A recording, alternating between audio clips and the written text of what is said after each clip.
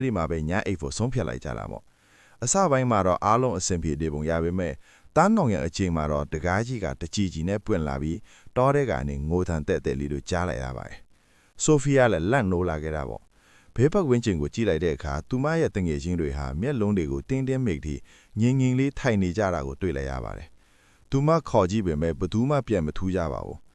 အဲ့ဒီနောက်မှာတော့သူတို့တွေဟာတယောက်ပြီးတယောက်လဲသွားကြပါတော့တယ်ဆိုဖီယာတကိုယ်လုံးချွေးဝေရွှဲပြီးလန့်နိုးလာပါတယ်ဒါတွေအားလုံးကအိမ်မဆိုးတစ်ခုချိန်နေကြတာပါမိုးလင်းသွားပြီဖြစ်လို့သူမရဲ့တငယ်ချင်းတွေလည်းပြန်ဖို့ပြင်ဆင်နေကြပါပြီ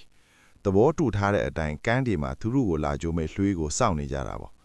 အဲ့ဒီအချိန်မှာဆိုဖီယာကသူမရဲ့ဖုန်းတွေကဓာတ်ပုံတွေကိုဒီတိုင်းလောက်ဆောင်ကြည့်နေတော့မရှိတဲ့ဓာတ်ပုံတစ်ပုံကိုတွေ့သွားပါတယ်အဲ့ဒီပုံထဲမှာသူတို့အားလုံးဟာမနေ့ညကအိမ်ထဲမှာအလောင်းတွေလိုမျိုးအိတ်မောကြနေတာကိုတွေ့လိုက်ရပါတယ်သူမတကွန်လုံးကြက်သီးတွေထသွားပါတယ်သူတို့အိတ်ဖြော်နေတော့ဘသူကဒီပုံကိုရိုက်သွားတာလဲကြောက်စိတ်တွေဝင်လာပြီးဒီကျွန်းဘော်ကနေအမြန်ဆုံးထွက်သွားခြင်းစိတ်ပဲရှိပါတော့တယ်ဒါပေမဲ့လွှေကရောက်မလာခဲ့ပါ